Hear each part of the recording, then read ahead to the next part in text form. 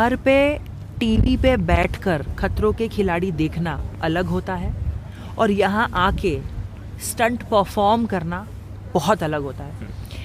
आपको जब वो हाइट पे रखते हो और जब आप नीचे देखते हो ना और आपको 10 मिनट के अंदर वो स्टंट करना है, वो फ्लैग्स लेके आना है, आपकी हालत टाइट हो जाती है भाई। रियल लाइफ में मैं खतरे के आसपास भी नहीं भटकती हूँ। मुझे चाहिए ही नहीं होता है खतरा, मेरे को स्ट्रेस ही नहीं चाहिए होता है। मुझे जहाँ पे कुछ भी दिखता है मैं उससे कोसों दूर चली जाती हूँ। मुझे समझ में नहीं आ रहा मैं ये जर्नी यहाँ तक मैं आई कैसे, मुझे समझ में नहीं आ रहा। मैं शिव की फ़ैन, मतलब मेरे mom dad everyone we wanted Shiv to win Bigg boss.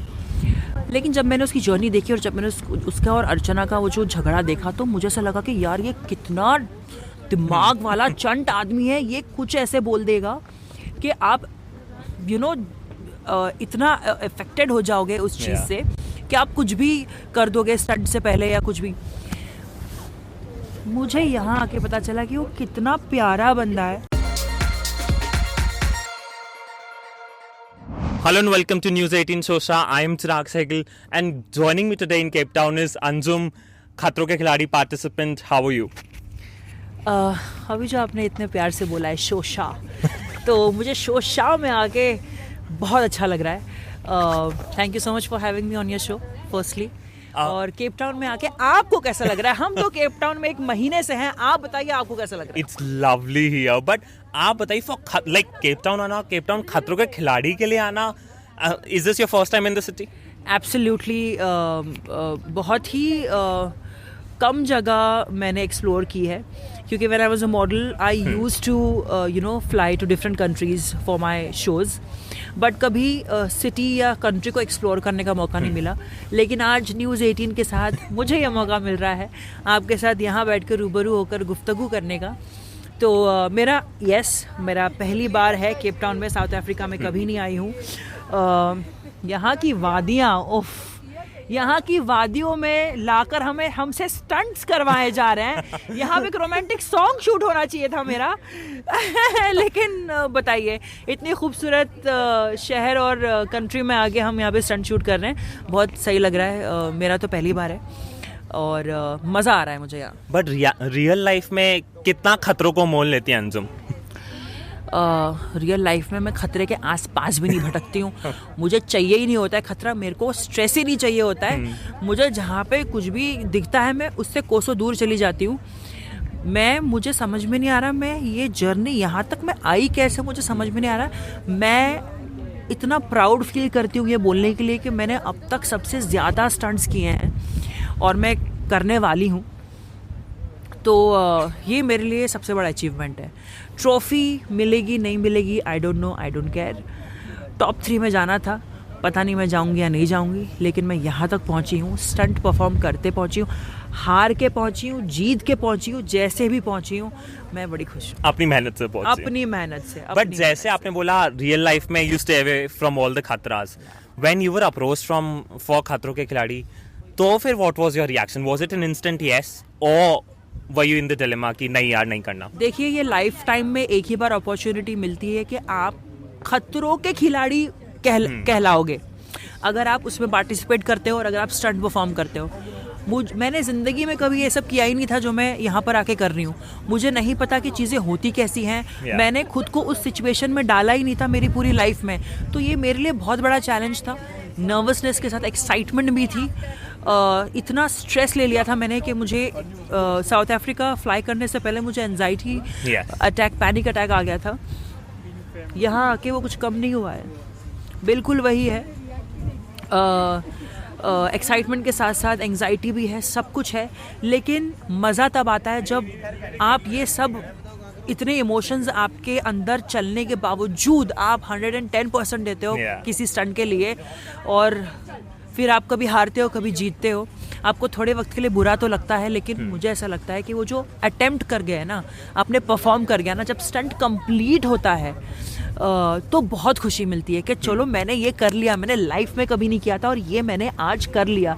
तो मेरे लिए वो सबसे बड़ी अचीवमेंट है। अब तक जितने भी स्टंट्स हुए हैं मैंने आई थिंक 1 या 2 अबॉर्ट किए हैं। अबॉर्ट तब किया है जब मुझसे नहीं हो पा रहा था, 1-2 फ्लैग लेने के बाद अबॉर्ट किया है, लेकिन कोई ऐसा स्टंट नहीं है जो मैंने पहले जाते ही बोल दिया कि मैं नहीं करूँगी। क्योंकि मैं यहाँ ठान कर आई थी कि मैं हर स्टंट करूँगी, चाहे रोहित सर मुझे कोई भी स्टंट दे दे, चाहे मुझे हाइट का दे दे जिससे मुझे डर लगता है, चाहे मुझे पानी का दे दे जिसमें मैं बहुत ही बुरी हूँ, चाहे वो क्रीपी क्रॉलीज हो, चाहे वो एनिमल्स के साथ हो, मैंने हर स्टंट परफॉर्म किया है।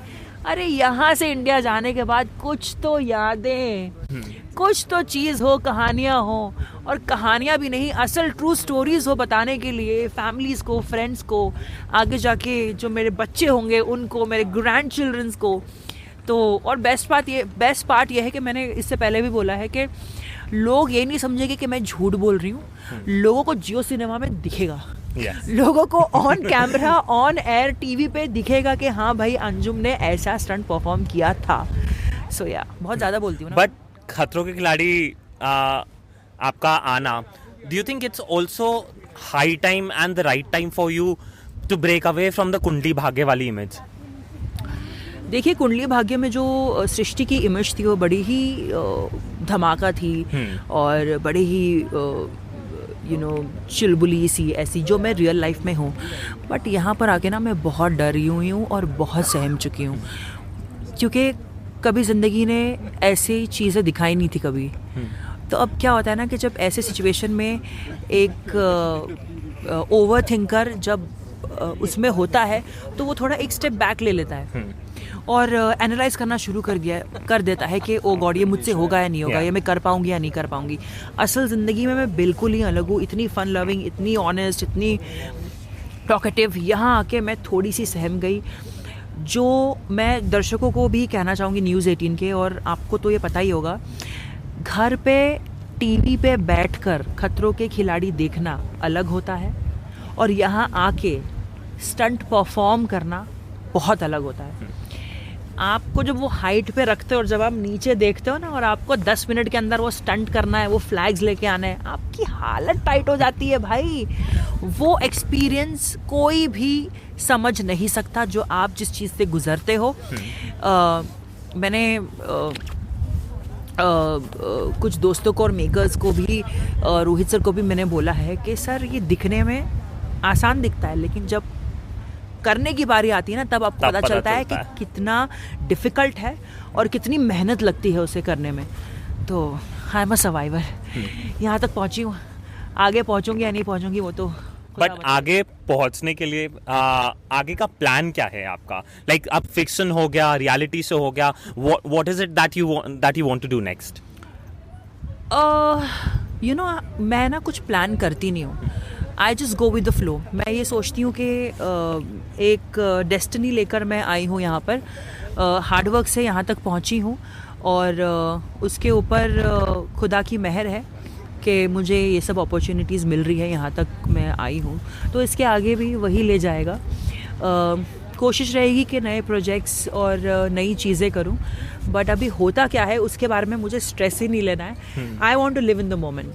Like you mentioned about anxiety before coming for Khatron ke Khiladi, and it has to, like, one has to be mentally strong also to participate in a show like this.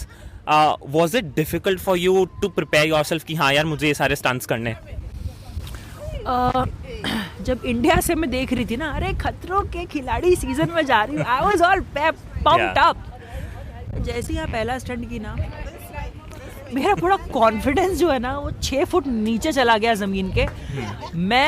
मेरी हालत tight हो गई। मैंने बोला ये कैसे करूँगी मैं, मुझे समझ में नहीं आ रहा था। क्या है ना, मुझे लगा था कि मैं इतनी तो स्ट्रांग नहीं हूँ, थोड़ी सी मैं खुद को समझती हूँ कि मैं वीक हूँ, मैं भले 6 फुट की दिखती हूँ लेकिन मैं हूँ बड़ी नाजुक सी। बट यहाँ पर 1 महीने में मैंने जो किया है, इतने सारे स्टंट्स परफॉर्म किए हैं, सबसे ज़्यादा मैंने स्टंट्स किए हैं, मुझे ऐसा लग रहा है मैं अब स्ट्रांग हुई हूँ। मैं अब तक वीक थी, जबकि मुझे ऐसा लग रहा था कि नहीं मैं स्ट्रांग हूँ। मुझे ऐसा लग रहा है मैं अब तक कमज़ोर थी, मैं अब यहाँ आके स्ट्रांग बनी हूँ। इससे आगे अगर मैं जाऊँगी तो ये खिलाड़ियों वाला एटीट्यूड लेके जाऊँगी मैं आगे, कि ये जो बैटल स्कार्स मुझे मिले हैं, मेरी फाइट, लड़ाई और स्टंट्स के दौरान. Yeah. आई थिंक ये सब मेमोरीज होंगी मेरी कि अगर तू वो कर गई ना अंजुम, तो तू लाइफ में कुछ भी कर सकती है. तो या talking about being strong, social media unfortunately दोनों चीज़ें होती हैं. There is trolling also, there is people appreciating you also, and it happens a lot with actors. Does this happen with you too? या इट डज हैपन. कितनी बार troll हुई हूँ जगह जगहों पे, अलग अलग कपड़ों की वजह से, श्रद्धा के साथ कोई पिक्चर की वजह से, रिलेशनशिप्स में हूँ उसकी वजह से, क्या कहते हैं, रिलीजन के ऊपर, और बहुत सारी चीज़ों के लिए मैं ट्रोल हुई हूँ. लेकिन जैसे मैंने कहा, मैं स्ट्रेस नहीं लेती. मैं पढ़ती भी नहीं हूँ, क्योंकि मुझे ऐसा लगता है कि जितनी नेगेटिव चीज़ें आप पढ़ते हो या उसको अब्जॉर्ब करते हो, आपका ऑरा उतना ही अफेक्ट होता है. तो इसके लिए कमेंट सेक्शंस पे तो मैं जाती ही नहीं हूँ. कुछ प्यारे प्यारे चीज़ें जो कमेंट लोग करते हैं, अगर वो दिख जाती है नोटिफिकेशंस में, तो मैं उसको लाइक कर देती हूँ, किसी को रिप्लाई कर देती हूँ. तो बाकी ट्रोल्स मुझे अफेक्ट नहीं कर देता. Like you also mentioned your pictures with Shraddha and people commenting on it. What is your mantra to deal with trolls? Ignorance is bliss. जितना दूर रहो उतना अच्छा है. Yes. खतरों के खिलाड़ी में आके what we can see on your social media, one of your best friend forever is Shiv Thakare. What is your equation like him? What do you want to say?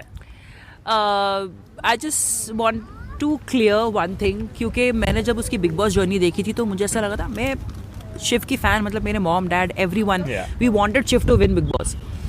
लेकिन जब मैंने उसकी जर्नी देखी और जब मैंने उसका और अर्चना का वो जो झगड़ा देखा, तो मुझे ऐसा लगा कि यार ये कितना दिमाग वाला चंट आदमी है. ये कुछ ऐसे बोल देगा कि आप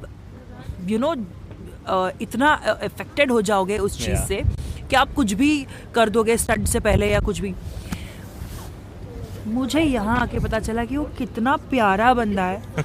आई मीन शिव ने मुझे खुद बोला कि जब मैं ये शो करके आया ना, तो लोगों ने बहुत एज्यूम कर लिया था कि मैं कैसा हूँ, मैं वैसा हूँ, कि मैं ऐसा बिल्कुल भी नहीं हूँ अंजुम. वो एक गेम था, वो एक शो था, और उसमें हमें कुछ ऐसी चीज़ें करनी पड़ती हैं टू सर्वाइव इट.